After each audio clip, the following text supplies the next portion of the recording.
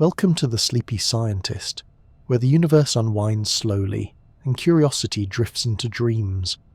Tonight, we're taking a calm, quiet journey to one of the strangest destinations in all of space, the heart of a collapsed star. These are the leftovers of brilliant giants, stars that lived gloriously, died dramatically, and left behind something so dense, so bizarre, and so quietly powerful that even time and space bend politely around them.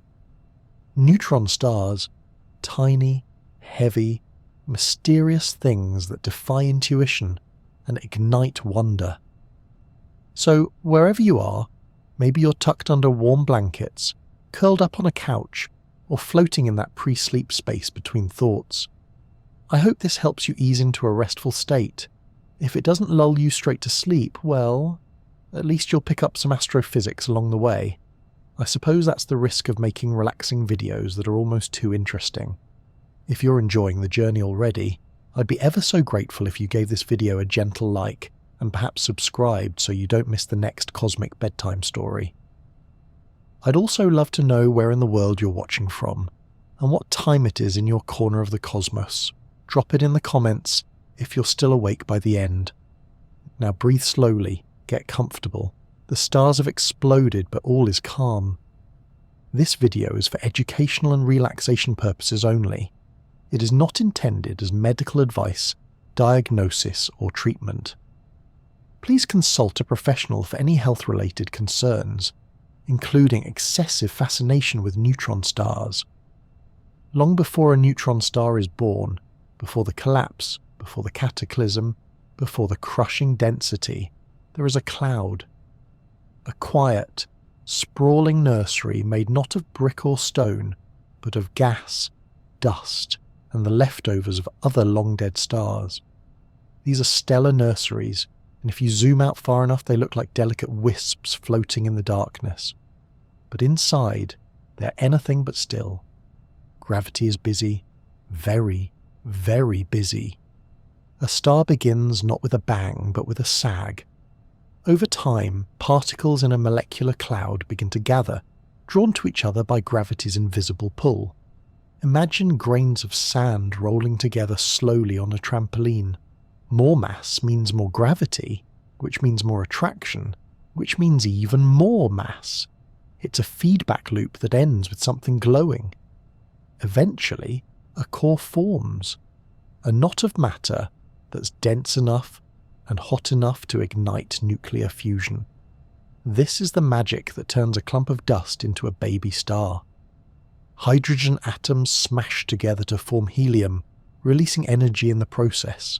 That energy pushes outward, fighting against gravity's inward pull. The result is a delicate balance, a star suspended between collapse and explosion, glowing gently in the vastness of space. But not all stars are created equal. Some are small and quiet, red dwarfs that simmer for trillions of years without much fuss. Others, like our Sun, live moderate lives, about 10 billion years of stable warmth and light. And then there are the giants. These massive stars, the future parents of neutron stars, live fast, burn hot and die young. They're dramatic, overachieving and, quite frankly, exhausting. To qualify for neutron star parenthood, a star needs to start off with at least 8 times the mass of our Sun. Some of them are dozens of times more massive. These stellar heavyweights go through their fuel like there's a cosmic deadline. They fuse hydrogen into helium, then helium into carbon, then carbon into oxygen, and on, creating heavier and heavier elements in their cores. Each stage burns faster than the last, like a candle flame being fed pure oxygen. Eventually the fusion chain reaches iron, and this is where everything changes. You see, iron is special. Unlike lighter elements, you can't extract energy by fusing iron atoms together. It just doesn't work. In fact, trying to fuse iron costs energy. So when a star builds up a core of iron, it's like reaching the end of a highway with no exits. The engine stalls, fusion stops, and with no outward pressure to counterbalance gravity, the star begins to fall inward on itself. but we'll get to that in another moment. Let's linger just a bit longer on the life of a massive star because honestly, it deserves some appreciation. These stars are cosmic forges. Almost everything you're made of, the carbon in your DNA, the calcium in your bones, the oxygen you're breathing right now, was born inside a star like this, billions of years ago. Stars don't just light up the universe, they build it, and they do it with flair. Massive stars often end their lives in grand style, forming beautiful bubbles of hot gas, sculpting the interstellar medium, and sometimes forming binary systems with equally dramatic partners. They can spin rapidly, throw off enormous stellar winds, and even pulse in brightness as their internal dynamics shift and evolve. They're not so different from teenagers, really. Brilliant, unpredictable, and destined to change. But what makes one of these massive stars destined to become a neutron star instead of, say, a black hole? The answer lies in the delicate balance between mass and resistance. When the core collapses, it does so with astonishing speed, a fraction of a second faster than you can blink. Temperatures skyrocket to hundreds of billions of degrees. The outer layers of the star crash inward, slamming into the core, then rebounding outward in a powerful shockwave. This explosion is what we call a supernova, one of the most energetic events in the universe. It can briefly outshine an entire galaxy. If the collapsing core is not quite massive enough to become a black hole, but too massive to remain a white dwarf, it finds a strange middle ground. The pressure from all those neutrons packed together halts the collapse, at least temporarily, and what's left is a neutron star, a remnant about the size of a city, yet more massive than our sun. But we're getting ahead of ourselves. For now, just remember this. Stars are the great recyclers of the universe. They take simple ingredients, hydrogen, helium, and turn them into the stuff of planets, oceans, flowers, and people. They spend their lives quietly resisting gravity, only to be undone by it in the end. And in their final moments, they light up the universe with a brilliance that echoes across space and time. It's peaceful in a way, poetic. A star collapses and something new is born. Not quite alive, not quite dead, just different, quiet, dense, mysterious. So the next time you look up at the night sky, remember that some of those twinkling points are the calm survivors of ancient chaos. They've seen their suns die, their cores implode, and now they spin in silence, holding secrets heavier than anything on Earth. All of that from a simple cloud of dust. A star spends most of its life in a careful balancing act, performing an elegant fusion-powered dance that keeps it from collapsing under its own immense weight. But nothing lasts forever, not even in space. Eventually, for the universe's most massive stars, that delicate harmony unravels in a matter of seconds, and when it does, something truly spectacular happens. The star explodes. Tonight, we're easing into that dramatic finale, the supernova. Don't worry, we'll take it slow. For billions of years, a massive star burns like a furnace, converting lighter elements into heavier ones in a process known as nuclear fusion. It starts with hydrogen, the simplest and most abundant element in the universe. The star fuses hydrogen atoms into helium, releasing energy in the process. This energy pushes outward, keeping the star puffed up like a balloon against the relentless inward pull of gravity. But hydrogen doesn't last forever. When it runs low in the core, the star begins to fuse helium into carbon, then carbon into oxygen, then oxygen into neon, neon into magnesium, magnesium into silicon, and finally silicon into iron. Each step up the periodic table happens faster and faster. In the star's final days, these fusion processes might only last a few years, months, or even just days. And then it hits the iron wall. Iron is special in a frustrating kind of way. Unlike the lighter elements, you can't extract energy by fusing iron atoms together. Instead of releasing energy, fusing iron consumes it. It's like trying to power a light bulb by stuffing it with used batteries. Nothing happens, and everything just gets hotter and more unstable. Once the core of the star fills with iron, the fusion engine effectively shuts down. Gravity, which has been held in check for millions of years, suddenly has nothing to push back against. The balance breaks, and when that happens, the star begins to fall in on itself. Now this is where things speed up dramatically. In less than a second, the core begins to collapse. Temperatures soar to over 100 billion degrees. The pressure becomes so intense that electrons are forced into protons, creating neutrons and neutrinos. This process is called electron capture. It turns the core into a soup of densely packed neutrons, while a flood of neutrinos, nearly massless ghostly particles, escape in all directions. Imagine a bowling ball collapsing into a marble in the blink of an eye. That's the kind of scale we're talking about here. The core, once thousands of kilometers across, compresses into a dense sphere only about 20 kilometers wide, and in that same instant, the outer layers of the star, no longer supported by fusion, crash inward at a significant fraction of the speed of light. But this inward collapse doesn't go on forever. When the falling material hits the incompressible core of neutrons, it rebounds. It's like trying to crush a diamond with a pillow. The outer layers slam into an unyielding wall. This rebound, combined with the outward rush of neutrinos, creates a shock wave, and that shock wave punches through the collapsing star, blasting the outer layers into space in a cosmic detonation known as a supernova. A supernova is, frankly, absurd. For a brief period, a single exploding star can outshine an entire galaxy, made up of hundreds of billions of stars. The energy released in a few seconds is more than our sun will emit in its entire lifetime. If that sounds excessive, well, stars do love a grand exit. To an outside observer, this explosion looks like a sudden brightening in the sky, followed by a slow fade over weeks or months. But inside the star, it's chaos. Shockwaves rip through the outer layers. The star's material is torn apart, scattered across light years. Elements forged in the star's core, carbon, oxygen, calcium, even iron, are flung into the cosmos. These elements will go on to form new stars, planets, and maybe even life. In fact, every atom of iron in your blood came from a supernova. Every bit of calcium in your teeth, every speck of oxygen in your lungs.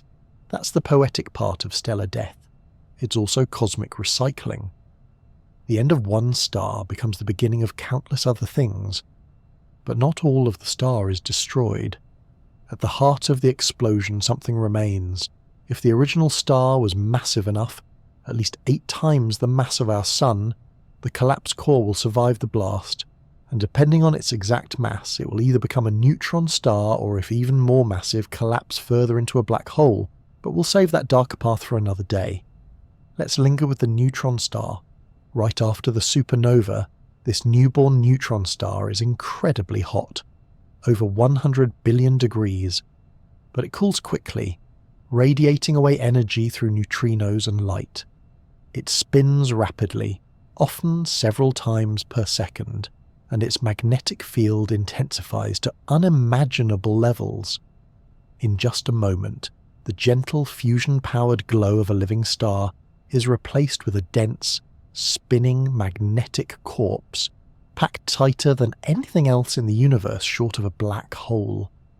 From the outside, it's hard to grasp just how violent this process is, but if you were a neutrino, born in the heart of that collapsing core, you'd be ejected at nearly the speed of light. You'd pass effortlessly through the rest of the star, through the explosion, and keep going, through planets, moons, people, because neutrinos rarely interact with anything at all, and yet trillions of them pass through your body every second. That's not an exaggeration, it's a gentle, invisible truth of everyday life. The explosion also sends ripples through space-time itself. These are gravitational waves, subtle distortions in the fabric of the universe, radiating out from the dying star. We've only just begun to detect them in recent years, but they tell us stories that light alone cannot. Supernovae are rare in our galaxy, perhaps only one every 100 years, but their light can be seen across vast distances. Some of the most famous historical records of guest stars in the night sky were actually supernovae. Ancient astronomers from China, Japan, and the Middle East recorded bright new stars appearing for days or weeks before fading away. In one case, a supernova observed in the year 1054 left behind the Crab Nebula, still visible today through a telescope, and at its centre a pulsar, a spinning neutron star left behind by the explosion. From the calm to the catastrophic, the life of a massive star is a slow burn followed by an astonishing finale. For millions of years it held itself together, fusing elements and glowing steadily, and then, in its final moments, it collapses, explodes, and scatters its essence across the universe. It's strange, really, that such violence can lead to such beauty, that something so devastating can be the source of new beginnings. But the universe is full of these contradictions, explosions that create, deaths that give life, stillness born from fury. And at the centre of it all a small, dense remnant, quiet now, but full of secrets. When a massive star dies in a supernova, most of its outer layers are thrown violently into space, becoming part of the galactic tapestry. Drifting gas clouds, raw material for new stars, maybe even the building blocks of future planets. But the core does something very strange. It collapses, yes, but then it stops collapsing. Not into a black hole, not quite. It lands in an in-between state, a bizarre state, and what's left behind is one of the universe's most extreme objects, a neutron star. So, what exactly happens in those chaotic final moments when a star folds in on itself? Let's imagine we could pause the universe just as the supernova is about to detonate. Let's zoom in, not on the explosion, but on the core and what's happening at the smallest scale. The core of the star has become an iron ball, incredibly dense and under tremendous pressure.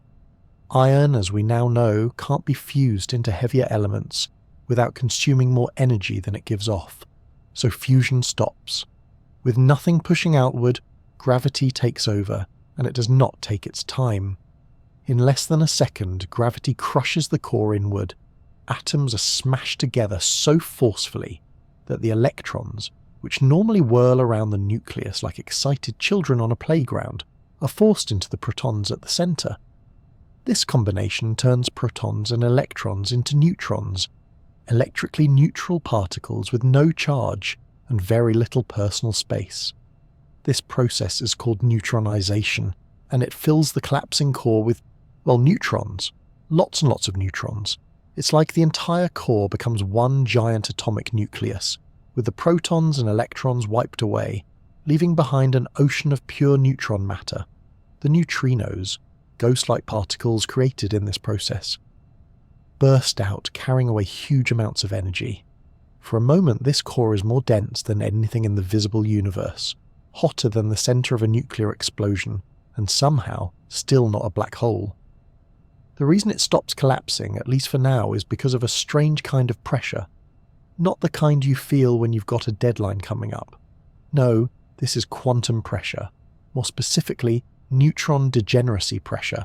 It's a consequence of the Pauli exclusion principle, a rule from quantum mechanics that says no two identical particles can occupy the same quantum state.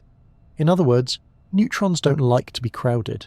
They push back, and that push is enough to stop gravity, unless there's too much mass, in which case, hello black hole. But if the mass is just right, somewhere between about 1.4 and 2.3 times the mass of our Sun, this neutron degeneracy pressure is enough to hold up the star's weight.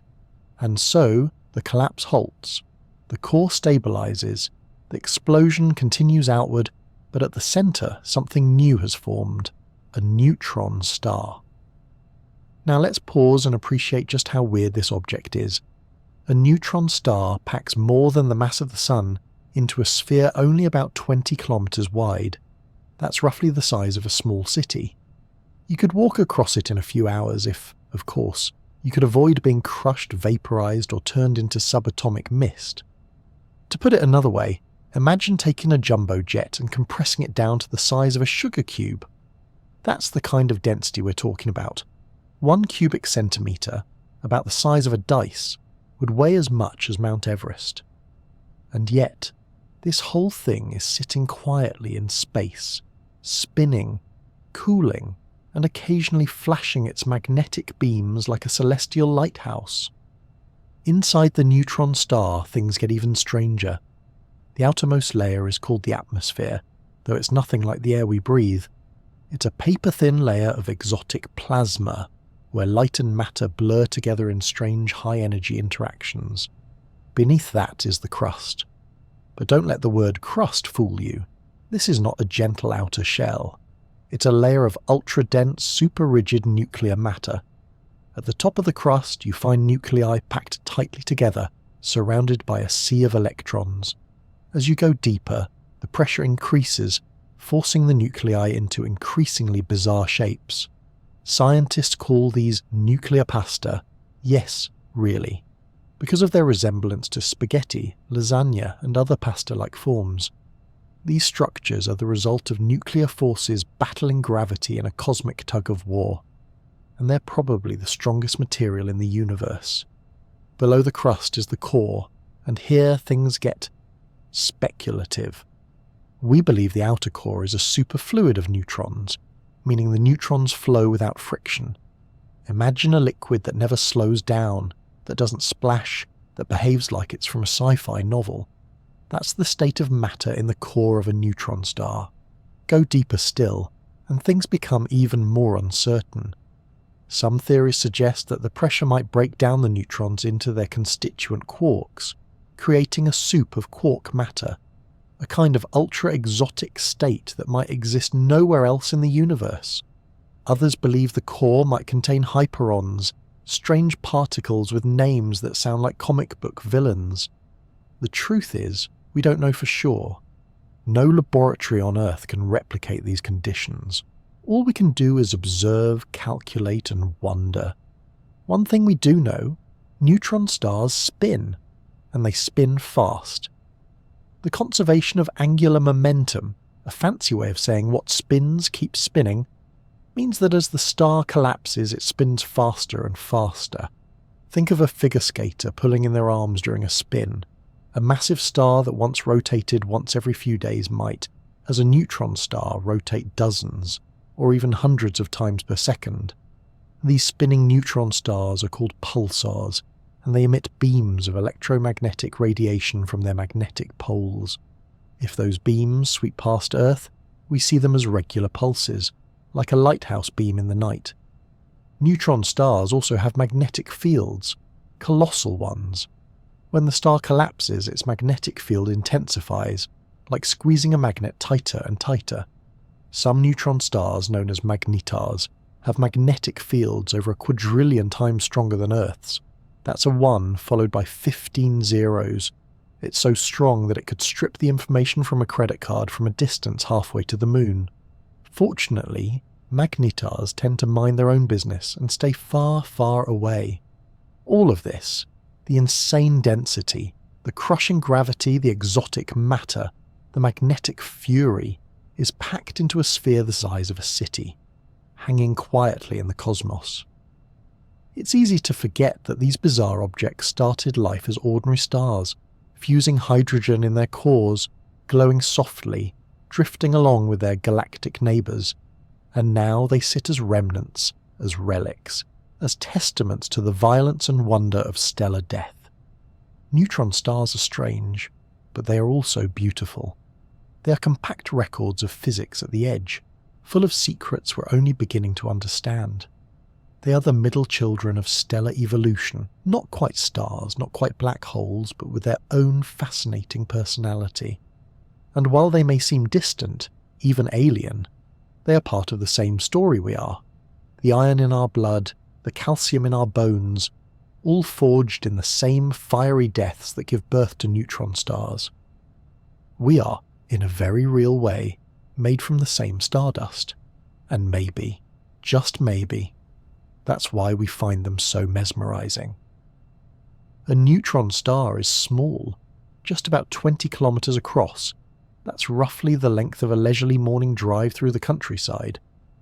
But what it lacks in size it more than makes up for in density. This is not just a heavy object. This is the heavyweight champion of the universe, short of black holes. It's a place where matter has been crushed so tightly that atoms no longer resemble anything we've ever seen on Earth. If the laws of physics had a basement, neutron stars would live in it. Let's start with the basics. Imagine scooping up a teaspoon of neutron star matter. Not a big ladle, just a gentle, dainty teaspoon. That single spoonful would weigh about 6 billion tons. That's roughly the mass of Mount Everest, crammed into something small enough to stir your tea with. Only, of course, you couldn't stir this matter. You couldn't even get close to it. It would drop straight through the planet, slicing clean through the mantle, core, and whatever else got in its way before exiting out the other side. Then it would probably continue falling through space, radiating menace and gravity in equal measure. But what is neutron star matter exactly? What happens to ordinary stuff, protons, electrons, atoms, molecules, when gravity goes completely overboard? Let's peel back the layers. Starting at the surface, we find a layer so thin it barely exists, the atmosphere. It's only a few centimeters thick and consists of plasma, a mix of electrons and nuclei, whipped into a frenzy by incredible gravity and magnetic fields. This air isn't the kind you'd want to breathe. It's hot, dense, and crackling with radiation. Light behaves oddly here. Because the gravitational field is so intense, photons trying to escape the star are redshifted, stretched into longer wavelengths, before they finally break free. Even colour takes a beating in this environment. Beneath the atmosphere is the outer crust. Now, crust might sound comforting, perhaps even edible. But this is no golden pastry. The outer crust of a neutron star is a layer of ultra-dense crystalline nuclei packed together like sardines in a sardine can. Only the can has been stomped on by an entire planet. These nuclei are surrounded by a sea of free electrons. The gravity is so strong here that if you dropped a marble from waist height, it would hit the surface at several thousand kilometers per second. That's fast enough to vaporize the marble, and quite possibly your waist too. Deeper still is the inner crust. Here the pressure is so great that electrons start merging with protons inside nuclei, turning them into neutrons. These neutrons begin to drip out, forming a sort of neutron-rich soup that coexist with nuclear clusters. It's a strange halfway place, part solid, part liquid, part question mark. Scientists call this the neutron drip region, and it's exactly as surreal as it sounds. And then we come to one of the weirdest parts of the neutron star, the pasta layer. No, this isn't a joke. Physicists, after working with brutally complex nuclear models for years, finally said, "Fine, it looks like spaghetti. Let's just call it that." And so they did. In this region, between the crust and the core, atomic nuclei arrange themselves into long rods, flat sheets, and blobs. Depending on the shape, they've been nicknamed spaghetti, lasagna, gnocchi, and even Swiss cheese. This isn't culinary whimsy. These structures emerge from the fierce competition between the strong nuclear force and gravity. The result is nuclear matter that's denser than anything on Earth and organised into some of the strangest shapes in the universe. And here's the wildest part. This pasta layer might be the strongest material known to science, over 10 billion times stronger than steel.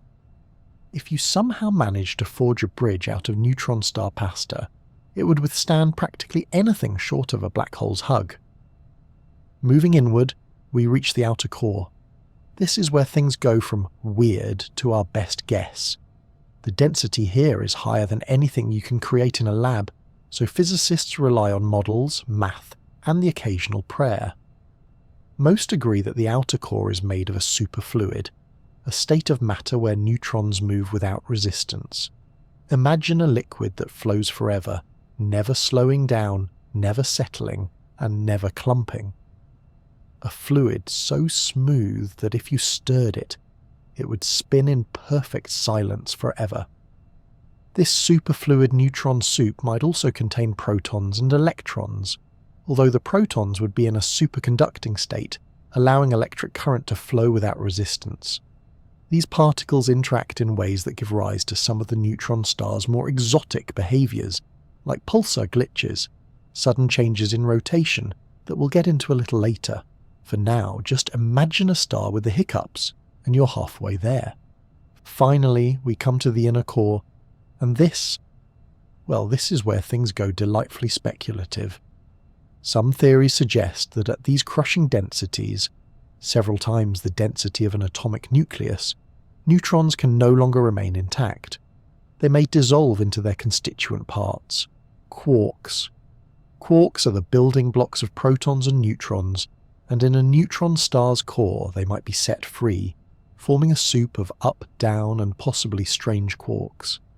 This hypothetical substance is called quark matter, and if it exists, it would represent an entirely new state of matter, never observed in a lab and only hinted at in cosmic observations. There are also theories that the inner core might host other exotic particles, hyperons, meson condensates, or even particles we haven't discovered yet. It's one of the biggest unknowns in astrophysics. We know what a neutron star does. We can measure its mass, its radius, its pulse, but we don't yet know what it is all the way down. What we do know is that neutron star matter doesn't behave like anything else. It's bound by gravity so strong that light struggles to escape. The surface gravity is over 200 billion times stronger than Earth's. If you stood on the surface, a dangerous idea for many reasons, you'd weigh several 100 billion times more than your normal weight. Even a single step would crush your bones, liquefy your organs, and compress your atoms into a shape that even your atoms wouldn't recognize. And yet, despite all this crushing pressure, neutron stars are among the most stable objects in the cosmos. They can persist for billions of years, slowly cooling, spinning, and pulsing as they go. They're like cosmic fossils, not dead exactly, but frozen in a state of extreme physics, waiting patiently for someone to figure them out. It's humbling to realize how much we still don't know about them. We've sent robots to Mars, we've mapped the DNA of countless species, we've split the atom and put telescopes in orbit, and still, when it comes to neutron stars, we're peering through a cosmic keyhole, guessing at what might be on the other side. But maybe that's what makes them so compelling. Not just their density or their strength or their impossible weirdness, but the fact that they challenge our understanding. They remind us that the universe is still full of mysteries, and that sometimes the smallest things, just 20 kilometers wide, can hold the biggest questions. So the next time you stir your tea, or pass a hill that vaguely resembles a teaspoon of Mount Everest, think of neutron stars. Think of the pasta layer. Think of the superfluid core, the crushed atoms, the unimaginable weight. And then exhale, knowing that, for now at least, the universe keeps these little monsters far, far away, nestled in the quiet corners of space, dense with secrets, and spinning in silence. Standing on the surface of a neutron star is not something you'd want to try, and not just because the travel arrangements are a bit inconvenient. The real issue is that physics itself becomes uncooperative the closer you get. Gravity, time, space. All the familiar rules begin to stretch, bend, and in some cases politely step aside while something stranger takes over. This chapter is all about what it means to exist near a neutron star, a place where gravity is so strong and space-time so warped that even light starts to question its life choices. Let's start with gravity, since that's the main character here. Gravity on the surface of a neutron star is, to put it mildly, intense. If you were somehow able to survive long enough to stand on it, which for the record you would not, you would weigh more than 200 billion times what you do on Earth. That's a 2 followed by 11 zeros. If you weigh 70 kilograms here on Earth, you would weigh about 14 quadrillion kilograms on a neutron star. You would be pressed down with such force that every atom in your body would be crushed beyond recognition before you could even think about saying ouch. But even though you can't visit one, we can still imagine what it would be like. The escape velocity, the speed you need to break free of a planet's gravity, is also completely unhinged. On Earth, escape velocity is about 11 kilometers per second. On a neutron star, it's around 150,000 kilometers per second. That's more than half the speed of light. If you wanted to launch a rocket from a neutron star's surface, you'd need fuel tanks the size of planets, and even then the rocket would probably melt before it got out of the gravity well. This immense gravity doesn't just hold on to matter, it also messes with light. When light tries to leave the surface of a neutron star, it has to climb out of an extremely steep gravitational well. As it does, it loses energy and shifts toward the red end of the spectrum. This effect is called gravitational redshift, and it means that if you are standing at a safe distance, looking at the light coming from a neutron star, it would appear redder and less energetic than it actually is. The star isn't changing colour, space-time is. This warping of space-time has another effect too. Time itself runs differently near a neutron star. The stronger the gravitational field, the slower time moves. This is a prediction of Einstein's general theory of relativity, and it's been tested and confirmed many times. On Earth we have to correct for this time dilation when using GPS satellites, but near a neutron star the effect is magnified to an almost surreal degree. If you could float just above the surface of a neutron star and somehow survive, time for you would pass more slowly than it would for someone far away. A minute for you might be several minutes for them. Over longer periods, this difference could be dramatic. A person spending what feels like a few years near a neutron star could return to find decades have passed elsewhere. It's not quite time travel, but it's the next best thing. And that's just what's happening to time and light. Space itself is distorted too. The intense gravity curves space so dramatically that objects behind the star can actually be seen around its edges. This phenomenon is called gravitational lensing, and it means that a neutron star, despite being tiny, can appear much larger than it actually is, like a funhouse mirror held up to the cosmos. Its gravity acts like a magnifying glass, bending the paths of light rays and letting us see the otherwise hidden regions of space behind it. These strange distortions make neutron stars incredibly useful for scientists. By observing the way light and time behave around them, physicists can test theories of gravity, probe the behavior of matter under extreme conditions, and explore the frontiers of astrophysics, all from a safe, respectful distance. Now let's imagine a thought experiment, just for fun and with zero risk of injury. Imagine you're in a specially designed space pod, the kind that ignores most known laws of physics for narrative convenience. You're floating just a few kilometers above the surface of a neutron star. Outside your pod, the star stretches below you, a perfectly spherical orb about 20 kilometers wide. It's not bright in the usual sense, but it's hot, incredibly hot. The surface temperature could be over 1,000,000 degrees Kelvin, though some older neutron stars cool down to just a few 100,000. Looking out the window, you'd notice something unusual. The horizon curves upward sharply. You can see more than half of the star at once, thanks to the gravitational lensing. If the neutron star had a glowing patch on its far side, you'd still be able to see it peeking around the edge, like taking a curved path to reach you. Time inside the pod ticks away slowly compared to the time back on Earth. Your watch still works, but when you compare notes with mission control later, you'll find that your few hours up here translated to several hours or even days down there. You've effectively skimmed through time, like skipping a stone across a pond made of gravity. Outside, magnetic fields swirl with unimaginable strength. Some neutron stars, especially the magneteas, have magnetic fields so intense they could strip electrons off atoms from thousands of kilometers away. The field lines whip and twist, and you can almost imagine them humming, though in the vacuum of space there's no sound. Still, your pod vibrates slightly as charged particles from distant space interact with the magnetosphere. Even the vacuum isn't truly empty here. And then, from somewhere deep below, a sudden glitch. The neutron star's spin skips a beat.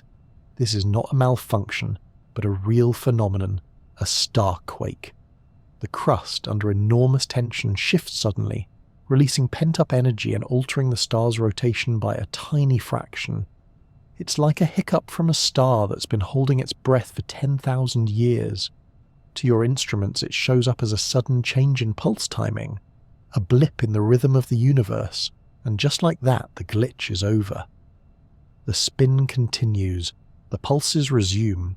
The neutron star goes back to pretending it's just a peaceful, quiet little thing, rather than a collapsed core of screaming gravity and matter compressed into near-mythical densities. Your pod rises, gravity loses its grip, space flattens, time normalizes, and Earth calls you home, back to a planet where standing still doesn't compress your atoms, where light travels in straight lines, and where gravity is thankfully a bit more polite. Of course, all of this is just imagination. In reality, no pod could survive that close. No human could endure the radiation, the pressure, the temperature. But even at a safe distance, neutron stars exert their influence. They pull at our equations, our telescopes, our imaginations. They show us what happens when the universe pushes matter to its limits and asks, what now? What happens is astonishing.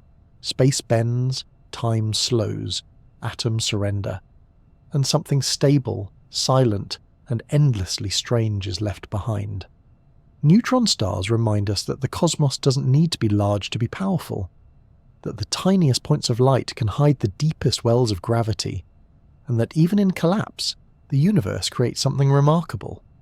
When neutron stars spin, they don't just sit quietly like cosmic pebbles, they flash, they blink, they beam, and from across the galaxy we see these pulses with the regularity of a ticking clock.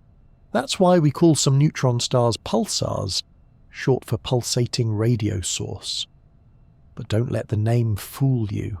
These aren't flickering candles. They are the lighthouses of the universe, and their beams are powered by some of the most extreme physics imaginable. Let's rewind for a moment.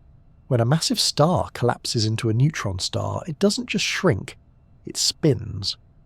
This is due to a principle in physics known as the conservation of angular momentum. It's the same effect you see when a figure skater pulls in their arms and spins faster. As the mass of the star collapses inward, its rotation speeds up dramatically. A star that originally took days to rotate once may now spin dozens or even hundreds of times per second. That might sound fast, and it is. But the truly mind-bending part is how stable this spin can be. Pulsars rotate with astonishing precision. Some of them keep time better than the most accurate atomic clocks on Earth. If you had a pulsar on your wrist, ignoring the small matter of it weighing more than the moon, you could tell time more reliably than with anything humans have ever built. Now, not every neutron star is a pulsar. To be a pulsar, a neutron star has to meet two conditions. It needs to have a strong magnetic field, and it needs to be spinning at a decent clip. The combination of spin and magnetism creates a powerful electric field, which rips charged particles from the surface and accelerates them along the magnetic poles. These charged particles emit beams of electromagnetic radiation, usually in the radio spectrum, though sometimes in visible light, X-rays, or even gamma rays. But here's the key. The magnetic axis is usually not aligned with the rotation axis. That means as the neutron star spins, its beams sweep through space like the light from a lighthouse. And if one of those beams happens to cross Earth, we see it as a regular pulse. Hence, pulsar. The first pulsar ever discovered was found in the late 1960s by Jocelyn Bell Burnell, who at the time was a graduate student working on a radio telescope. She noticed a regular, repeating signal, a pulse occurring every 1.3 seconds. It was so regular, in fact, that the team briefly considered the possibility of it being an artificial signal. They jokingly labelled it LGM1, short for Little Green Men. But soon, other similar signals were found, and the true nature of pulsars began to emerge. No aliens, just very, very punctual dead stars. That first pulsar still spins today, like a heartbeat frozen in time, and we've since found thousands more, each with its own rhythm and personality. Some pulsars spin slowly, once every few seconds. Others, known as millisecond pulsars, spin hundreds of times per second. The fastest one known spins over 700 times per second. Imagine something the mass of the sun spinning that fast without flying apart. The only reason it holds together is because of its immense gravity. If a neutron star were any less dense, it would tear itself to pieces. Millisecond pulsars are particularly interesting because many of them are thought to have been recycled. That is, they were once ordinary pulsars that slowed down over millions of years. But then, they picked up some extra speed by stealing matter from a nearby companion star. As material spiraled onto the neutron star, it transferred angular momentum, like pushing a merry-go-round, and the neutron star spun faster and faster. These cosmic vampires have an eerie elegance to them, sipping from their neighbours and silently accelerating to ridiculous speeds. Despite their terrifying density and incredible power, pulsars are surprisingly useful. Astronomers use them as natural cosmic clocks. By measuring the arrival time of their pulses, we can detect incredibly subtle phenomena, like the tiny wobbles caused by orbiting planets, or the stretching of space-time itself due to gravitational waves. There's even been talk of using pulsars for spacecraft navigation. Imagine future explorers travelling through deep space, using a map made of dead stars to guide their way. Some pulsars have companions, white dwarfs, or even other neutron stars, and orbit around them in tight, complicated dances. These systems are especially valuable because their gravitational interactions reveal a wealth of information. For example, the famous Hulse-Taylor binary pulsar provided the first indirect evidence for the existence of gravitational waves. As the two neutron stars orbited each other, they slowly spiraled inward, exactly as predicted by Einstein's general theory of relativity. The system lost energy not through light, but through ripples in space-time. That discovery earned a Nobel Prize and paved the way for the gravitational wave detectors we use today.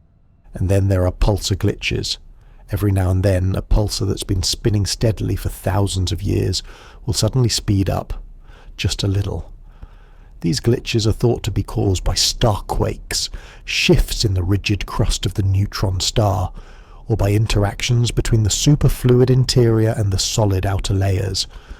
Whatever the cause, it's like the neutron star stumbles and quickly recovers, slightly faster than before. A cosmic hiccup, if you like.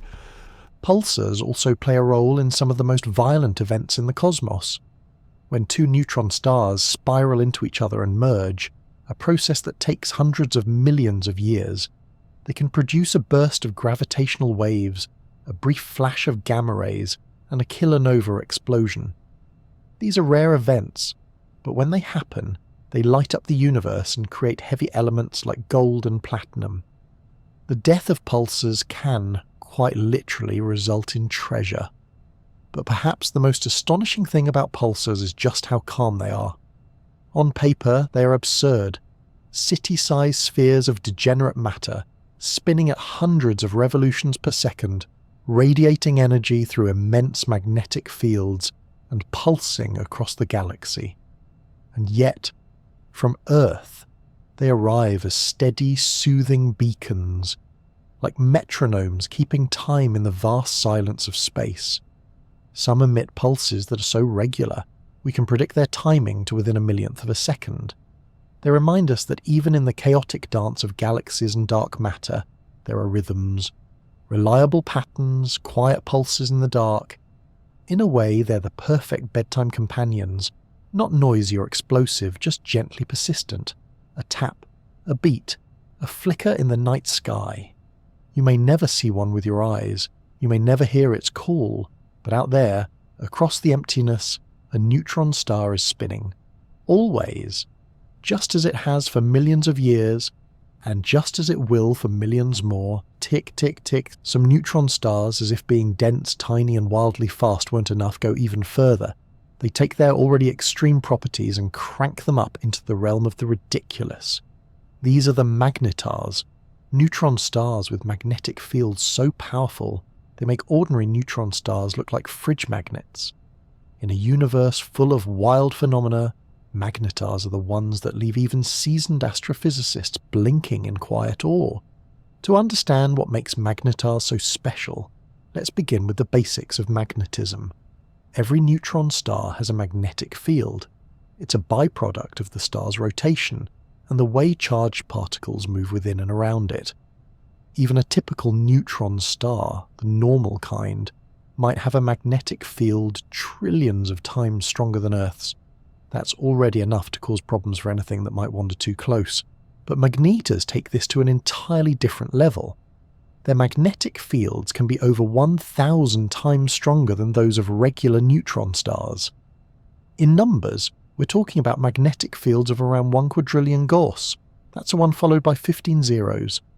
Earth's magnetic field, for comparison, is around half a Gauss. So a magnetar's field is not just strong, it's borderline absurd. It's so strong that if one were placed at a distance equal to the moon, it could erase your credit card.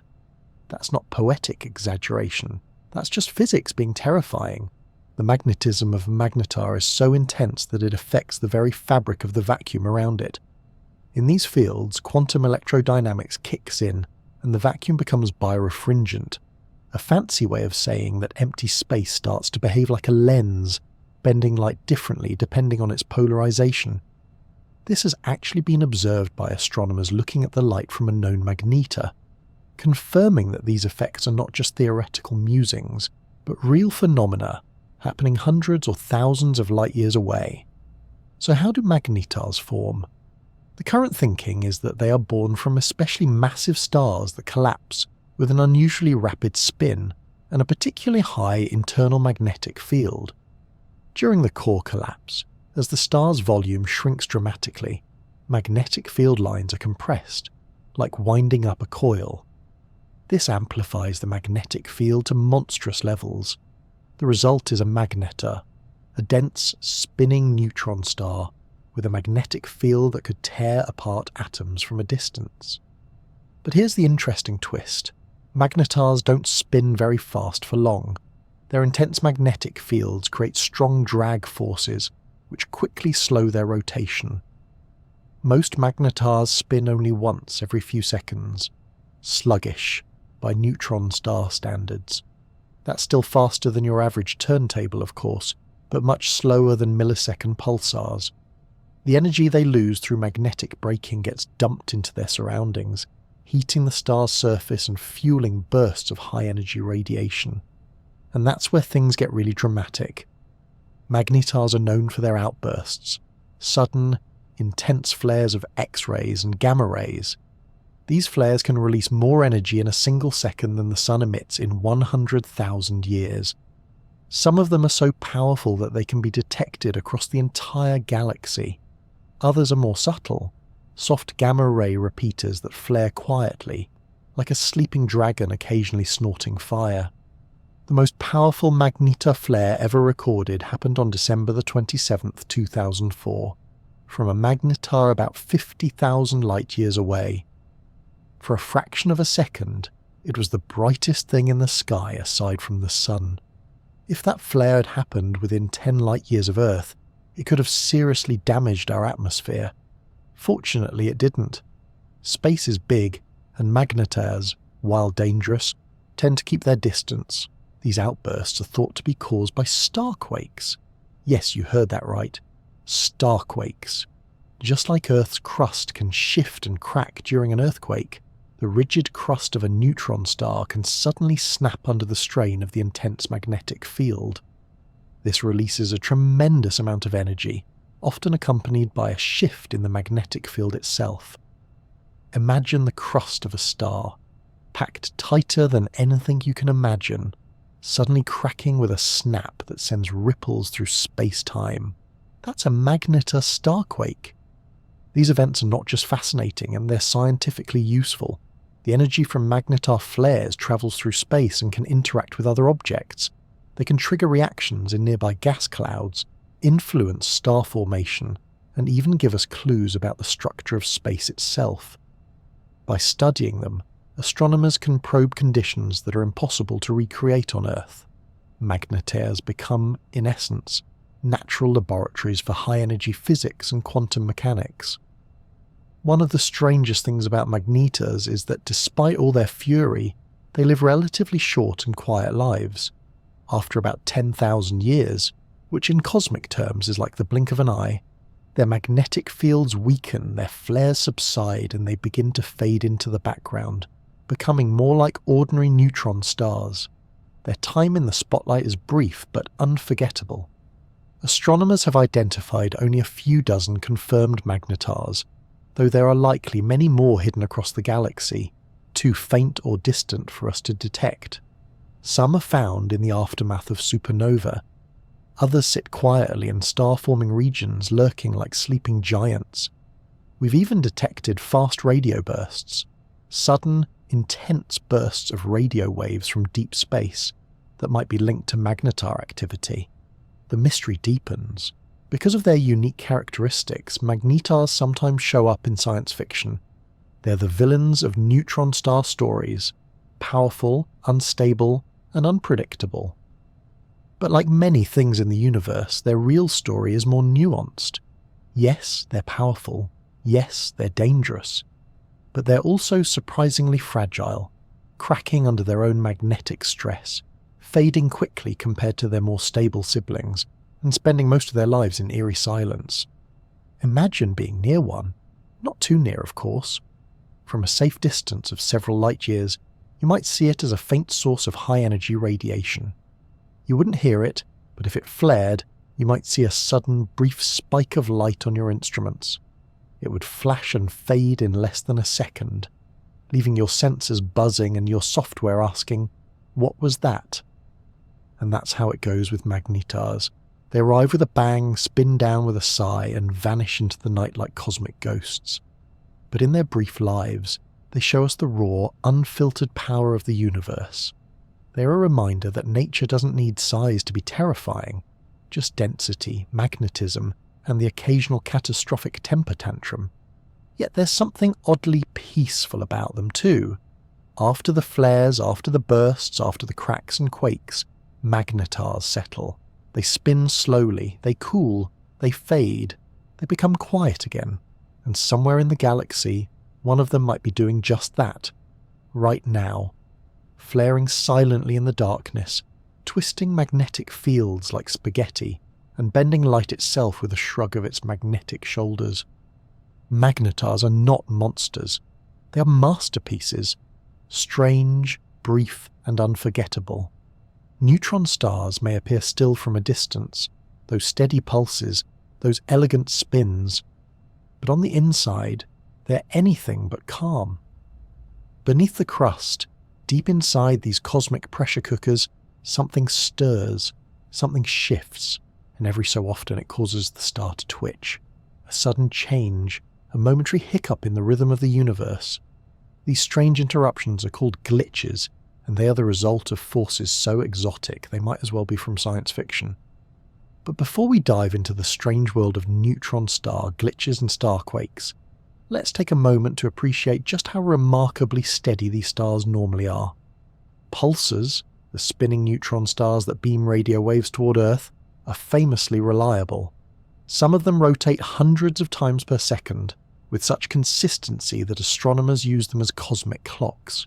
In fact, a few pulsars are so regular that if you compared their pulses to an atomic clock, the differences would be measured in microseconds over years. But every now and then the pulse skips a beat. Or rather, it doesn't skip, it speeds up. Ever so slightly the star's rotation rate increases. Not by much, usually just a few parts in a million. But it's enough for astronomers to notice. It's enough to raise questions.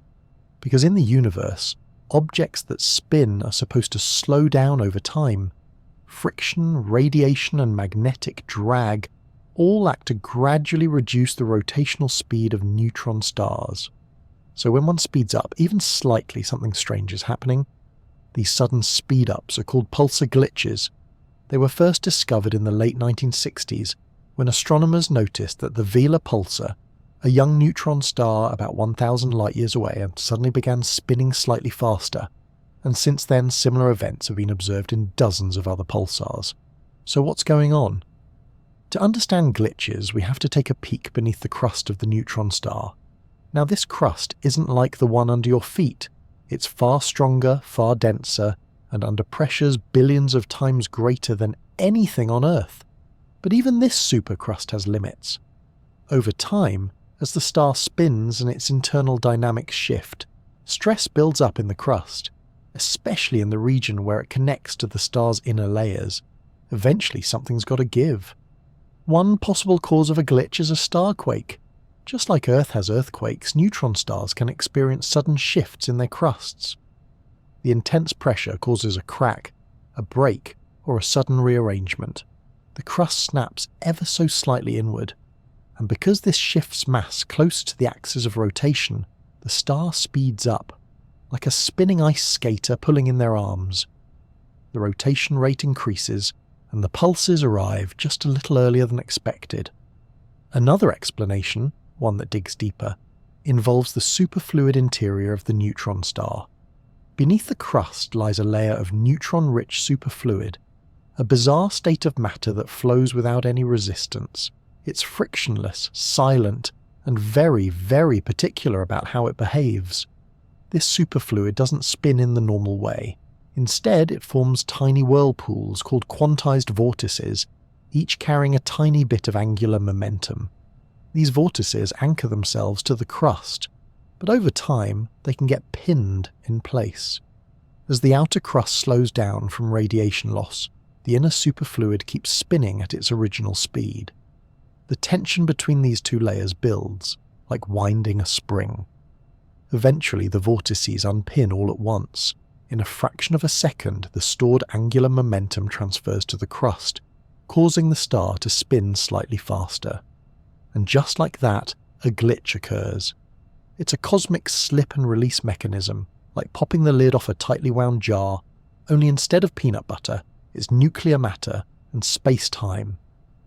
Both models, crustal starquakes and superfluid vortex unpinning, likely play roles in different kinds of glitches. Younger neutron stars, which tend to glitch more often, might be more prone to crustal shifts.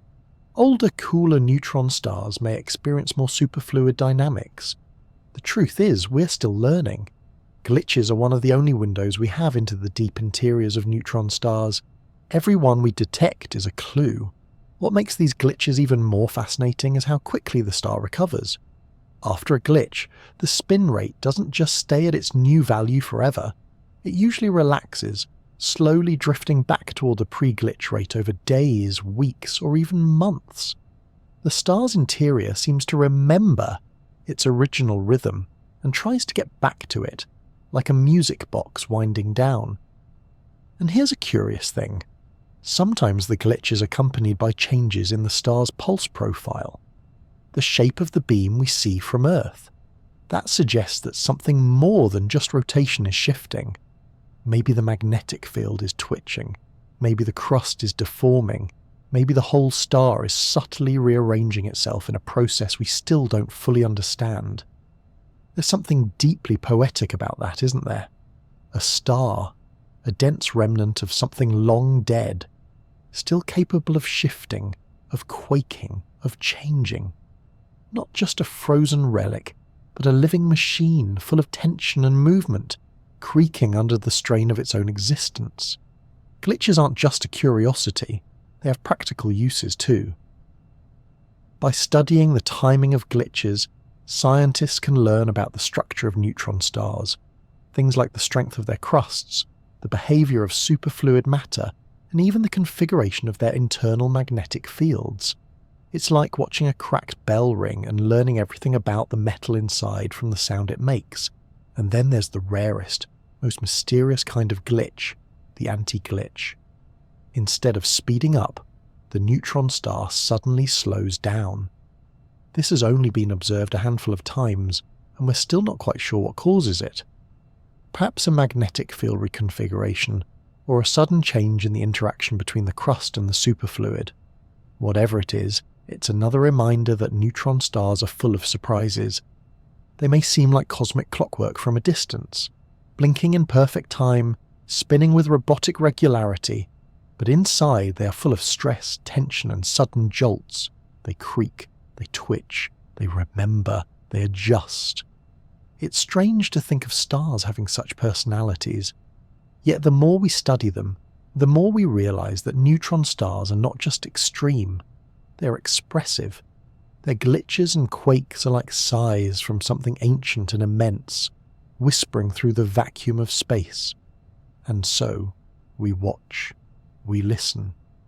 We wait for the next tiny tremble from a star that spins in silence, carrying the memory of its collapse and the weight of forces we're only beginning to understand. Neutron stars are by their very nature invisible. They don't glow brightly like ordinary stars, and they don't have swirling clouds of gas like planets or nebulae. They're small, dense and dark, more shadow than light. And yet somehow we've learned a great deal about them. We've studied their pulses, mapped their magnetic fields, and even detected the ripples they make in space-time. But how? How do you study something you can't see? The answer lies in the many ways a neutron star leaves fingerprints on the universe. Although they're physically small and visually quiet, neutron stars make noise in all the other cosmic languages: radio waves, X-rays, gamma rays, and even gravitational waves. With the right instruments and a bit of patience, we can pick up their signals and start to piece together their stories. Let's begin with the most famous method: radio telescopes. This is how neutron stars were first discovered. Back in the 1960s, large radio dishes were scanning the skies when astronomers noticed a repeating signal. It was regular, steady, like a clock ticking in the dark. That signal turned out to be a pulsar, a neutron star emitting beams of radio waves from its magnetic poles. When these beams sweep past Earth, they appear as regular pulses, and because neutron stars spin so predictably, those pulses can be timed with incredible precision. By watching the arrival times of these radio pulses, scientists can determine a neutron star's rotation rate, how fast it's slowing down, and whether it's orbiting another object. We can even detect tiny wobbles in its spin, hints of internal changes or nearby gravitational influences. Radio observations also help us map the structure of the neutron star's magnetosphere, the bubble of magnetic activity around it. Changes in pulse shape and brightness tell us how particles are moving through this region, giving us indirect clues about the star's magnetic field and surface conditions. But not all neutron stars are radio loud. Some are quiet in radio wavelengths but scream in X-rays and gamma rays. These higher energy forms of light require space-based telescopes, like NASA's Chandra X-ray Observatory or ESA's XMM Newton. These instruments float high above the Earth, safely beyond the atmosphere, which absorbs most X-rays before they can reach the ground. From orbit, they can watch as neutron stars emit bursts, flares, and steady streams of X-rays. Many of these emissions come from accreting neutron stars, that is, neutron stars pulling in matter from a nearby companion star. As this material falls inward, it heats up, sometimes to millions of degrees, and glows brightly in X-rays. In binary systems, this can lead to dramatic events: flickering, spinning, or even sudden flares of light as matter crashes onto the neutron star's surface. X-rays are also used to study magnetars, which occasionally emit powerful outbursts of energy. When these stars flare, they release intense streams of high-energy radiation, and X-ray telescopes are often the first to catch them in the act. The light curves, graphs of brightness over time, help scientists understand what's happening inside the star when it glitches, flares, or cracks under pressure. Then there are the truly high-energy messengers, gamma rays. Some pulsars, especially younger or more energetic ones, emit beams of gamma rays from their magnetic poles. These are the most energetic photons in the universe, and we detect them using special telescopes like the Fermi Gamma Ray Space Telescope. Unlike radio or X-rays, gamma rays can pass through many obstacles, but they're rarer and harder to catch. Still, when we do detect them, they tell us a lot about how particles are accelerated in the fierce environments of a neutron star. In recent years, we've added a brand new tool to our observational toolbox, one that doesn't involve light at all. This is the era of gravitational wave astronomy. Gravitational waves are ripples in space-time caused by the acceleration of massive objects. Albert Einstein predicted them over 100 years ago, but they weren't directly detected until 2015, when two black holes collided and sent a ripple through the cosmos that reached Earth. Since then, we've also observed neutron star mergers using gravitational waves. In 2017, scientists detected a signal that came not from black holes, but from two neutron stars spiraling together and colliding. The event, called GW170817, was historic. Not only did it produce gravitational waves, but it also emitted light, X-rays, gamma rays, and visible light, all of which were detected by telescopes around the world. This was the first time in human history that we had observed the same cosmic event, both with light and with gravitational waves. It was like hearing and seeing something at the same time, giving us a richer, fuller understanding of what had occurred. From that single event, we learned that neutron star collisions produce kilonovae, bright explosions that forge heavy elements like gold and platinum. We also confirmed that these mergers can create black holes, release gamma ray bursts, and stir up space-time like a spoon in a galactic teacup. Even more recently, astronomers have begun to use fast radio bursts, or FRBS, to learn about neutron stars. These are mysterious, extremely brief pulses of radio waves that come from distant galaxies. Some of them repeat, others don't. And while we still don't know exactly what causes them, one repeating FRB was traced back to a known magnetar, providing strong evidence that at least some FRBs come from the magnetic tantrums of neutron stars. There's even hope that neutrinos, those nearly massless particles that fly through everything, might one day help us study neutron stars more directly. Neutron stars produce vast numbers of neutrinos during their formation in supernova, and while detecting them is difficult, future observatories might be able to catch more of them in action, giving us a view of the inner workings of stellar death. It's worth pausing for a moment to appreciate how incredible this all is.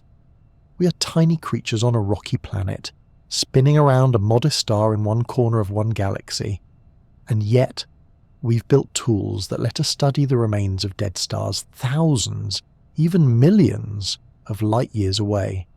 We can't touch neutron stars, we can't land on them or scoop up samples, but we can listen, we can watch, we can detect their faint pulses, their sudden flares, their gravitational echoes.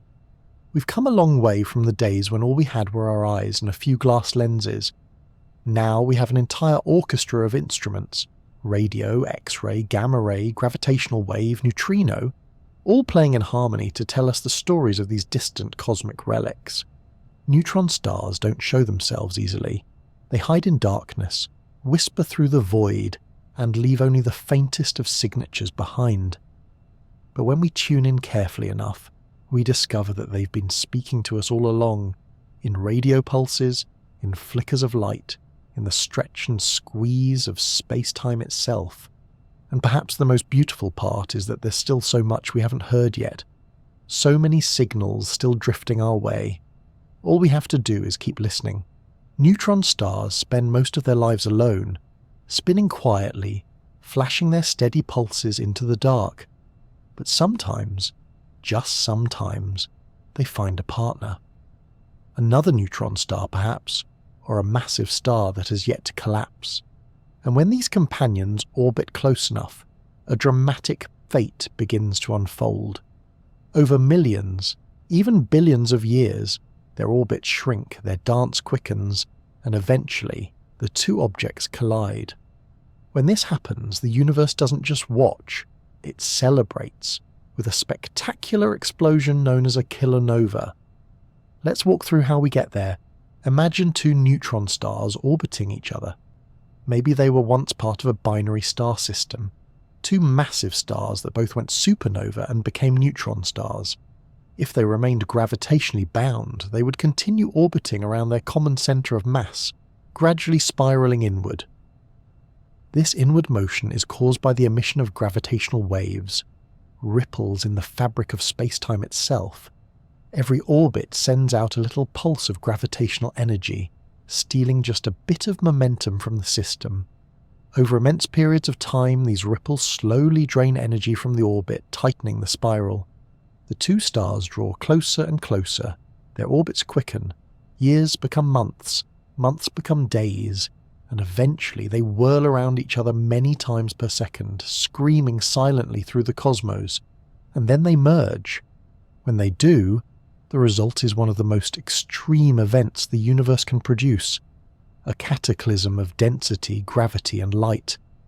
The collision of two neutron stars unleashes a flash of gamma rays, a shower of gravitational waves, and a glowing, radioactive explosion known as a kilonova.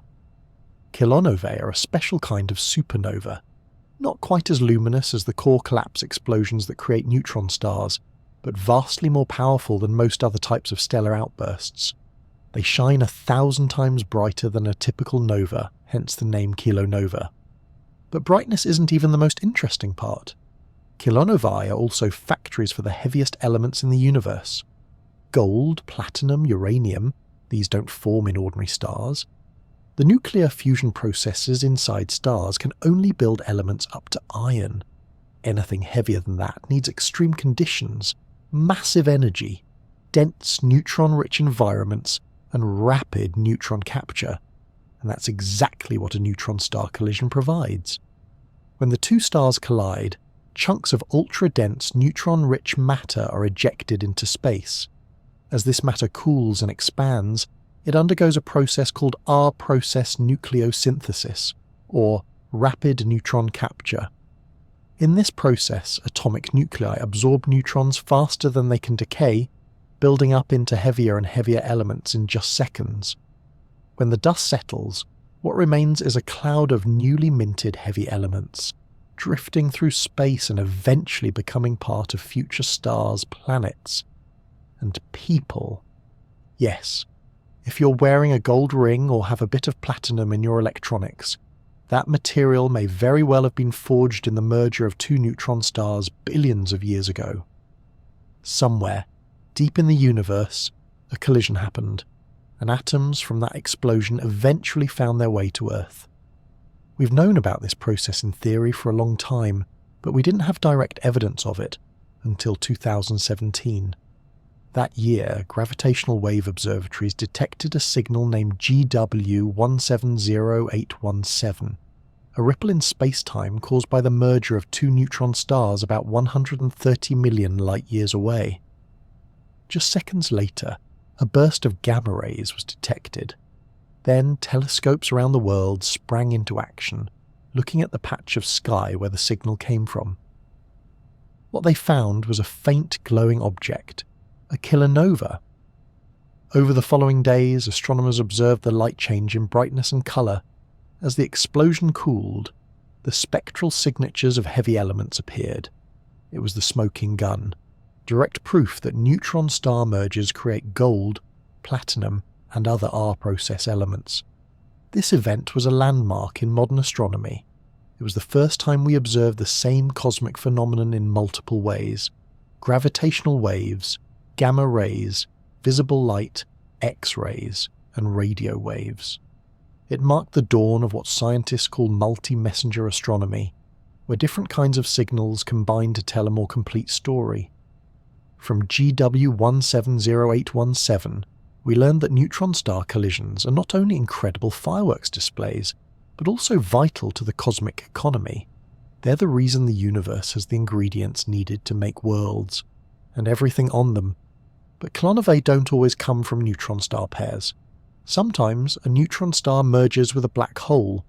In these cases, the results are different, sometimes quieter, sometimes more violent, depending on the size of the black hole and the angle of the collision.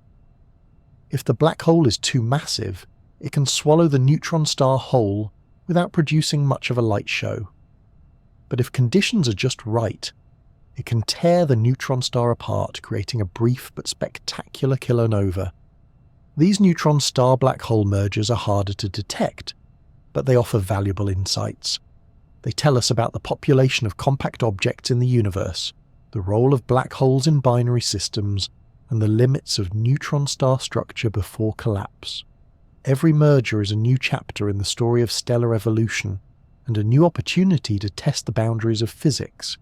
Even more intriguing, some theorists believe that in the moment two neutron stars merge, they may briefly form a hypermassive neutron star, an object so dense and massive that it can only exist for a fraction of a second before collapsing into a black hole. During that sliver of time, it might emit gravitational waves in complex chaotic patterns, offering us a brief glimpse into the physics of matter at its absolute limits. These moments are fleeting, but they leave a lasting imprint on the universe. The gravitational waves spread outward at the speed of light. The gamma rays race through space. The kilonova glows and fades, scattering heavy elements into the galactic neighborhood. And here on Earth we detect it, we decode it, we marvel at it. From our little corner of the cosmos, we watch these rare, brilliant collisions and learn about the past. Not just the past of distant stars, but our own cosmic ancestry. The iron in your blood, the iodine in your thyroid, the gold in your jewellery, it all began in places like this. Neutron star collisions are not everyday events. In a galaxy like ours, they may only happen once every 10,000 to 100,000 years. But when they do, they are spectacular. They are bright, brief, and full of meaning.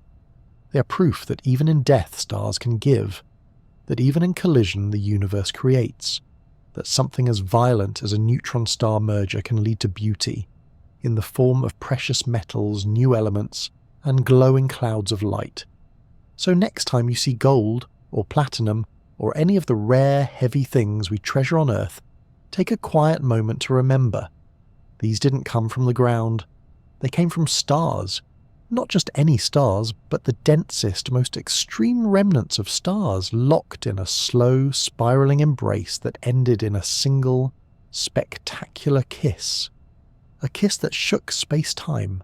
A kiss that lit up the universe. A kiss that, quite possibly, made you. By now, neutron stars might seem like they've shown us everything. Crushing gravity, wild magnetic fields, time-warping rotations and explosive mergers. But in truth, we've only scratched the surface. At their core, quite literally, neutron stars may hide some of the strangest, most speculative forms of matter in the universe. This chapter is where things get wonderfully weird. You already know that neutron stars are made mostly of neutrons, which are the neutral particles found in the nucleus of atoms. But when you compress matter to densities far beyond those inside a normal atomic nucleus, several times higher in fact, neutrons themselves might not be the end of the road.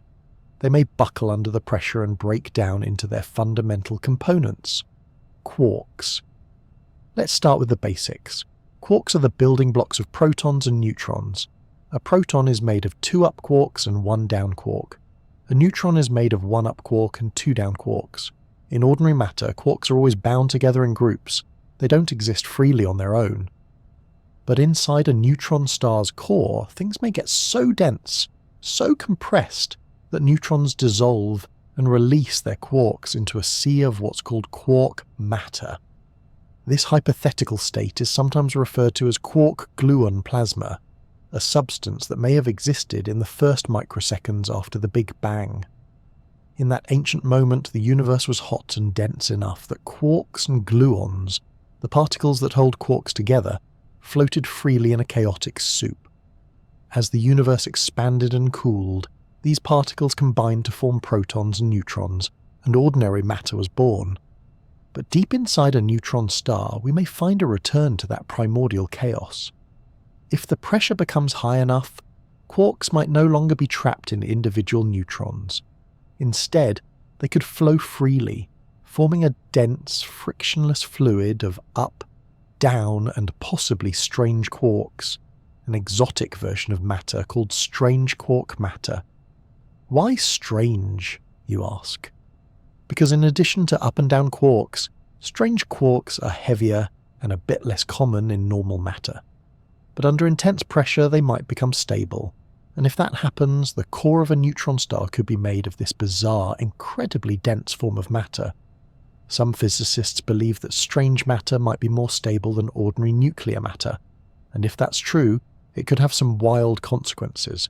For example, there's a theory that if a single droplet of strange matter, sometimes called a strangelet, were to come into contact with ordinary matter, it might convert it into more strange matter, like a subatomic zombie infection. One strangelet could, in theory, begin converting everything it touches, turning entire stars, or planets, into strange matter. That sounds terrifying, but don't panic. There's no evidence that strangelets are on the loose, and if they are, they're staying very quiet. Still, it's a fascinating idea, and one that pushes the boundaries of what we understand about the building blocks of reality. There are other exotic particles that might lurk in neutron star cores too. One candidate is the hyperon, a particle similar to a neutron but with additional quarks, like a strange quark thrown into the mix. Hyperons are heavier than neutrons and tend to decay quickly under normal conditions, but inside a neutron star's core, they might stick around and play an important role in the structure and behaviour of the star. Why does this matter? Because the composition of the star's core determines how it behaves, how much mass it can hold before collapsing into a black hole, how it responds to pressure, and how it emits radiation. If the core is made entirely of neutrons, there's a certain set of rules. If it's made of quark matter, or hyperons, those rules change.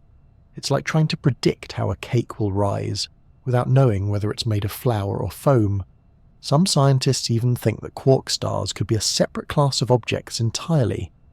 These hypothetical stars, smaller and denser than neutron stars, would be made entirely of quark matter.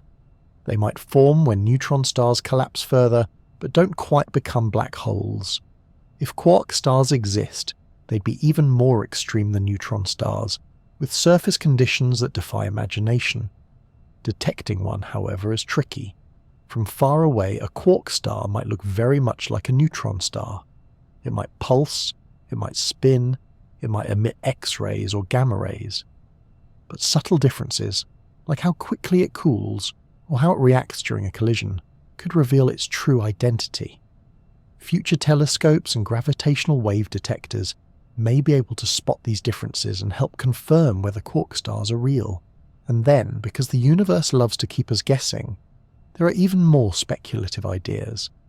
Some physicists propose that dark matter, the mysterious invisible substance that makes up most of the mass in the universe, might accumulate inside neutron stars. Over time, this dark matter could alter the star's behaviour or even trigger its collapse into a black hole. Others suggest that neutron stars might contain Bose-Einstein condensates, pion condensates, or kaon condensates, all exotic forms of matter that we don't fully understand but suspect might occur under the right conditions. It's like neutron stars are playgrounds for every weird theory physics has ever invented. They sit at the crossroads of gravity, quantum mechanics, particle physics, and nuclear science, pushing each field to its limits and demanding answers to questions we're barely able to ask. And here's the most incredible part. We may be on the verge of finding out. New observatories like the NICER instrument aboard the International Space Station are measuring neutron stars with unprecedented precision, trying to pin down their exact size and mass.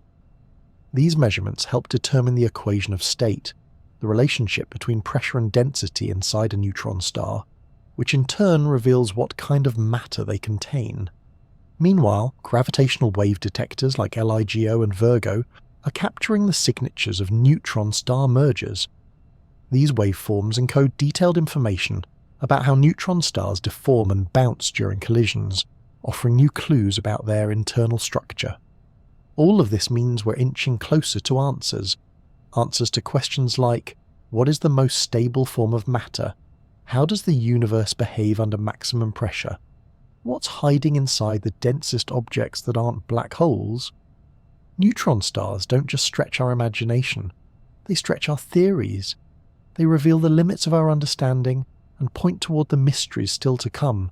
And as we continue to study them, we may discover not just what neutron stars are, but what we are made of and what the universe might still become, because in the end, strange matter, quark stars and hyperon cores aren't just strange for the sake of it.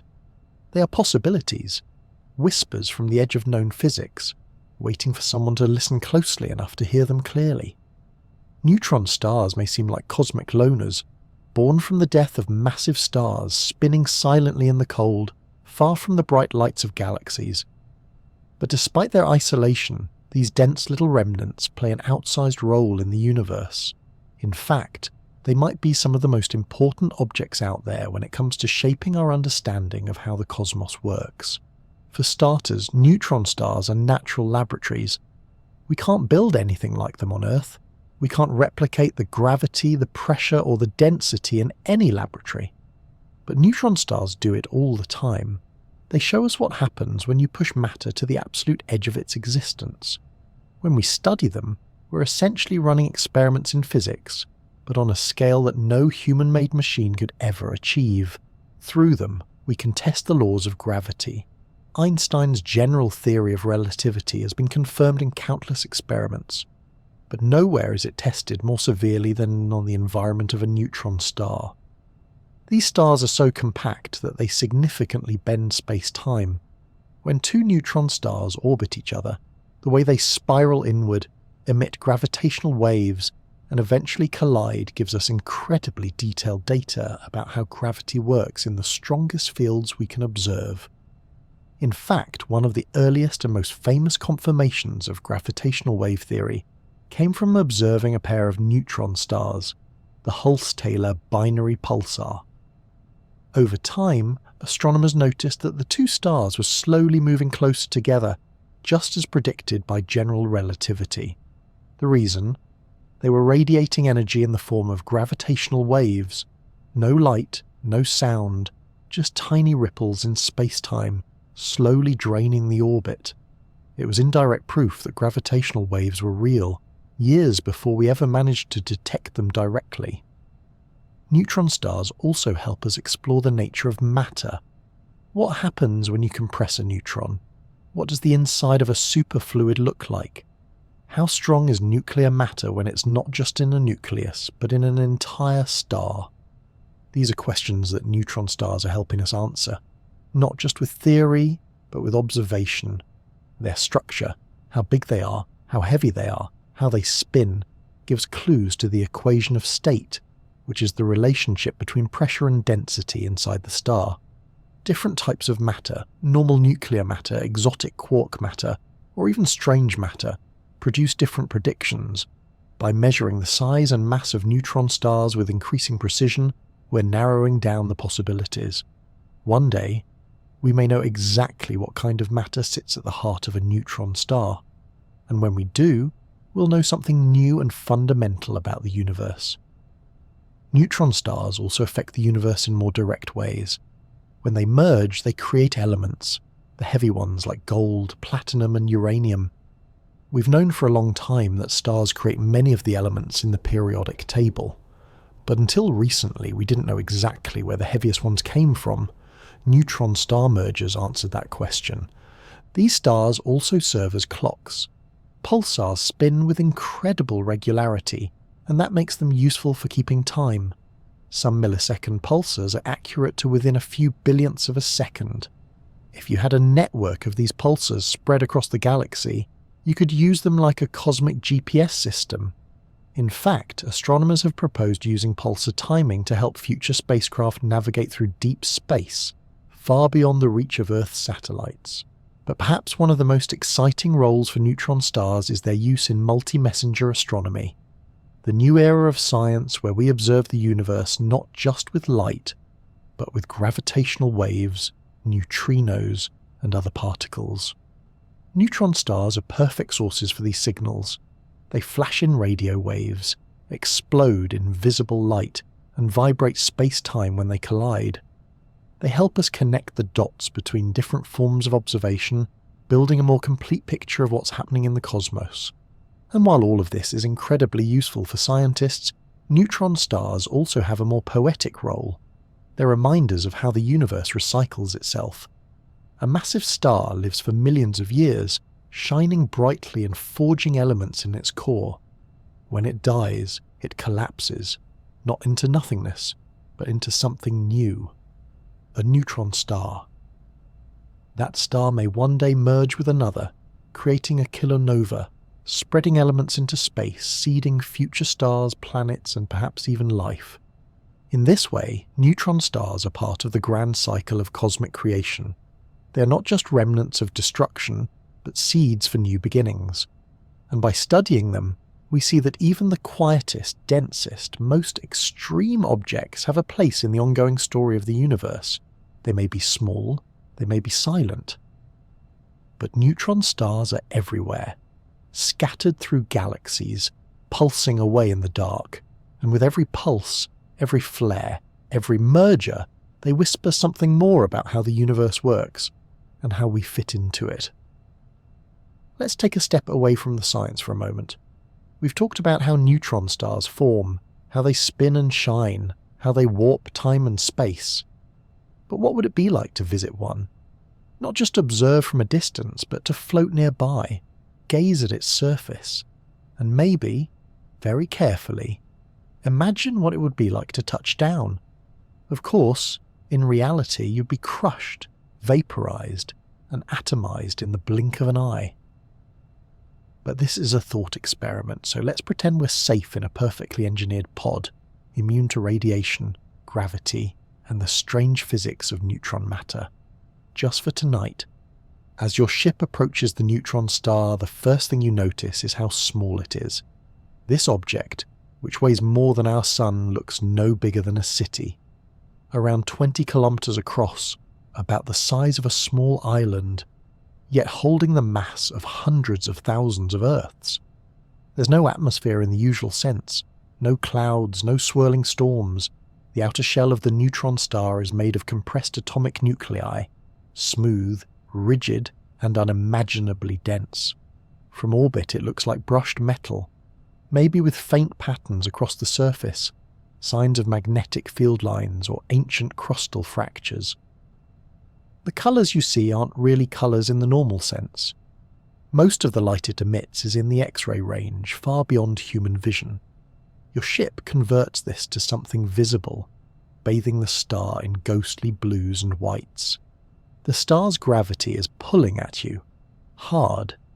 Even though you're still hundreds of kilometers away, you can feel it in the ship's instruments. If not for your artificial gravity generators, which we're generously assuming exist, you'd be falling toward the surface at unimaginable speeds. The escape velocity is around 150,000 kilometers per second, which is more than half the speed of light. If you dropped a coin from a height of 1 meter, it would hit the surface in less than a microsecond and release as much energy as a bomb. You decide not to open any windows. As you drift closer, you notice something strange. The horizon of the star seems to curve upward. It's as though you can see more than half the surface at once. This is gravitational lensing in action. The star's immense gravity bends the path of light, allowing you to see parts of the surface that would normally be hidden. If there were a bright spot on the far side of the star, you'd still be able to see it, distorted and stretched around the edge like a funhouse mirror. Your onboard clock is ticking, but something feels off. And it is. Time itself is running differently here. Thanks to gravitational time dilation, every second near the neutron star passes more slowly compared to time back on Earth. For every hour you spend in this orbit, several more tick by on the home planet. You're not just visiting a different part of space. You're moving at a different pace through time. At a safe altitude, your ship holds position. Below you, the neutron star is rotating. Some of them spin slowly, once every few seconds. Others, especially millisecond pulsars, spin hundreds of times per second. If this one is on the faster end, the entire surface might be whirling beneath you like a compact record player, flickering with beams of radiation sweeping through space like a lighthouse. The magnetic field is intense. Your sensors are struggling to stay calibrated. A typical neutron star already has a magnetic field trillions of times stronger than Earth's. If you're near a magnetar, that number could climb into the quadrillions. That's a one followed by 15 zeros. The field is so strong it could distort the shape of atoms. Even with shielding, your ship's electronics are flickering, twitching, and occasionally showing system alerts that you prefer not to read right now. But you're curious. What lies beneath that crust? You aim an imaginary probe toward the surface. It dives through the outermost layer, just a few centimeters thick, where plasma and radiation swirl in a violent mix. Below that is the solid crust, made of tightly packed nuclei surrounded by a sea of electrons. A little deeper, and things begin to change. The pressure grows so immense that electrons are crushed into protons, forming neutrons. These neutrons start to drip out of the nuclei and form a dense neutron-rich fluid. Then comes the famous nuclear pasta layer, where the matter is squished into strange shapes, rods, sheets, blobs. It's nuclear matter behaving like cooked spaghetti. And beneath that, the superfluid core, neutrons flowing without resistance, a quantum liquid that carries heat and spin in ways we don't fully understand. At the very centre, maybe, just maybe, something stranger still, a core of quark matter, or something else we haven't imagined yet. But back on the surface, it's eerily calm. There are no sounds in space, but you imagine the silence would feel louder here, not emptiness, but compression, like the weight of the entire star pressing in on itself. Occasionally the star might glitch, a sudden spin-up caused by a shift deep inside, a tiny hiccup in its perfect rhythm. You wouldn't see it, but your instruments would pick it up instantly. A jolt in the regularity of the pulses, a twitch in the star's posture. You spend a few more moments in orbit, letting the reality of this place sink in. A teaspoon of this matter would weigh more than Mount Everest. The gravity is so strong that time warps. The interior is made of matter in states not seen anywhere else in the universe, and yet it's just sitting there, stable, quiet, spinning in the dark. Eventually you pull away. The star shrinks in your viewport. It was never very big, but now it looks like just another speck in the blackness, still pulsing, still whispering. As you accelerate into the distance, your clocks slowly resynchronize with Earth time. Messages start to catch up with you, the familiar rhythms of home return. But something is different now. You've seen a place where physics is stretched to its limits, where matter folds in on itself, where gravity becomes a sculptor and time flows like syrup. You've looked into the eye of a collapsed sun and returned, and though you were never truly in danger, thanks to the protection of imagination and fictional science, you've been changed all the same. Because sometimes just imagining what it would feel like to stand in such a place is enough to shift your perspective, to make the universe feel just a little bit bigger, and to remind you that even in the smallest, darkest corners of space, there is wonder waiting to be discovered. For all their strangeness, the crushing gravity, the frozen time, the spaghetti-shaped atoms, neutron stars have managed to capture more than just the attention of scientists.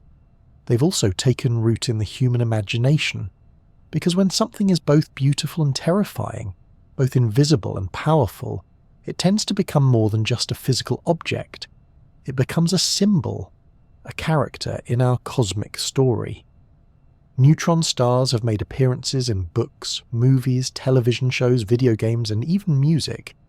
They might be obscure compared to black holes or supernovas, but they hold a certain mystique, partly because they seem like a paradox. A neutron star is, after all, a dead star that still pulses with energy, a corpse that glows, a remnant that spins with perfect timing. It's as if the universe couldn't bear to let go completely, so it left behind something small, dense, and unforgettable. In science fiction, neutron stars are often cast in dramatic roles. They serve as hazards to navigate around, sources of mysterious radiation, or even as gateways to other dimensions. Some writers imagine civilizations living on or around them, perhaps not biological beings, but machines or energy-based life that thrives under extreme conditions. Others use neutron stars as the engines of time travel, or the heart of exotic starships. When a story needs something strange and powerful, a neutron star fits the bill. Perhaps the most famous fictional neutron star appears in Arthur C. Clarke's short story, Neutron Tide, which delivers one of the most efficient jokes in science fiction history. Spoiler alert. It involves a spacecraft getting too close to a neutron star and only a piece of the ship surviving. A star-mangled spanner. That's the entire punchline. It's a pun. But it illustrates something important. Even a humorous take on neutron stars depends on the audience knowing that these objects are dangerous, extreme, and gravitationally merciless. But neutron stars don't just belong to science fiction. They've also made their way into poetry, art, and even philosophy. To some, they represent permanence, something left behind after chaos. To others, they symbolize transformation, the ability to become something new after destruction. You don't have to understand quantum mechanics to be moved by the idea of a star collapsing into something unimaginably dense, something that keeps spinning through the dark for billions of years. There's something deeply human about that image, a life lived brightly, a collapse, and then somehow a new rhythm, a quiet persistence. Even in popular culture, neutron stars have quietly found their place. They show up in the Star Trek universe, in episodes where ships orbit too closely or detect strange emissions. They're referenced in shows like Doctor Who, The Expanse, and even Futurama.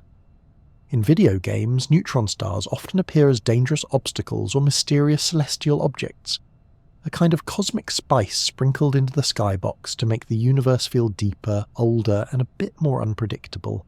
And let's not forget how they inspire real-world wonder. You don't need to be an astrophysicist to feel amazed by the fact that a neutron star, just 20 kilometers wide, can spin hundreds of times per second and weigh more than the sun. That kind of contrast, tiny and heavy, fast and frozen, feels like poetry written in physics. People make art about neutron stars. They compose music inspired by pulsar rhythms. There are songs, paintings, and digital animations that try to capture the eerie elegance of these stars. And of course, there are the real recordings, or rather translations, of pulsar data, where the radio signals from these stars are converted into audible sound. The result is a kind of cosmic heartbeat, a ticking clock from across the galaxy, regular, steady, and utterly alien. One of the most touching stories involving pulsars comes from the Voyager missions. In 1977, NASA launched 2 spacecraft, Voyager 1 and Voyager 2, to explore the outer solar system. Each carried a golden record, a time capsule of human culture, designed to be discovered by any intelligent life that might one day stumble across the spacecraft. On that record was a diagram showing the location of Earth using pulsars as reference points. Each pulsar was marked by its unique timing signal, like a fingerprint.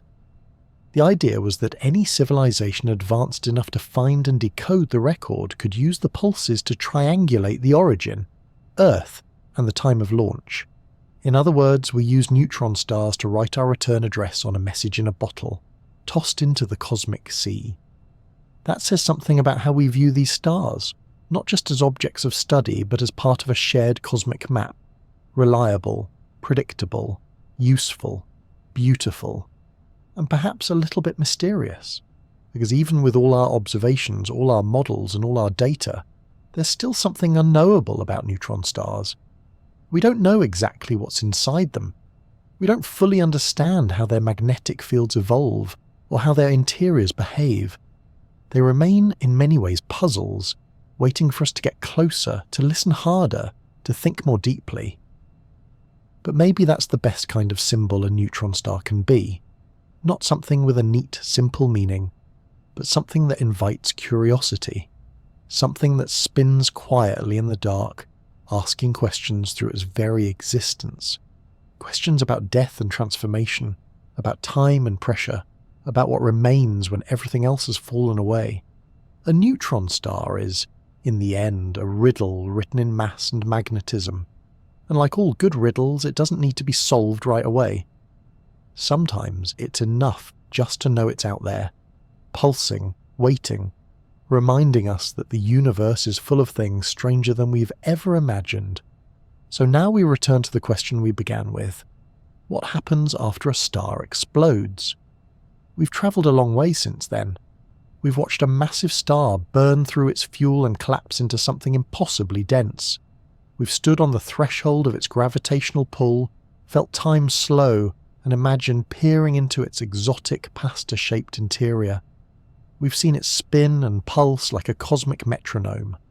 We've watched it hiccup, flare, crack, and collide, and we've followed its light and its gravitational whispers across millions of light years just to catch a glimpse of what remains after the brightest light in the sky goes out. And what remains is not an ending. Not really. A neutron star isn't just what's left after destruction, it's what emerges from it. A transformation, not a disappearance. A rhythm, not a silence. A question, not a conclusion. Because even after all the science, all the theories, and all the observations, these little stars still ask big questions. What is matter when it's crushed beyond recognition? What does gravity do at its absolute limit? What strange forms of physics are hiding just beneath that crust? Are we seeing the final state of matter, or just the beginning of something stranger? In the introduction, we wondered whether the universe would give us answers, or just more questions dressed in cosmic mystery. And now, at the end of this journey, maybe the answer is both. Neutron stars show us that even when something ends, something else begins, that there can be elegance in collapse, beauty in extremity, and even a kind of peace in the spinning heartbeat of a dead star. And as you drift off tonight, whether you're listening on your couch, curled up in bed, or looking up at the night sky, I hope you carry with you the quiet reminder that the universe is vast, full of endings, full of beginnings, and always, always asking the next question. Sleep well,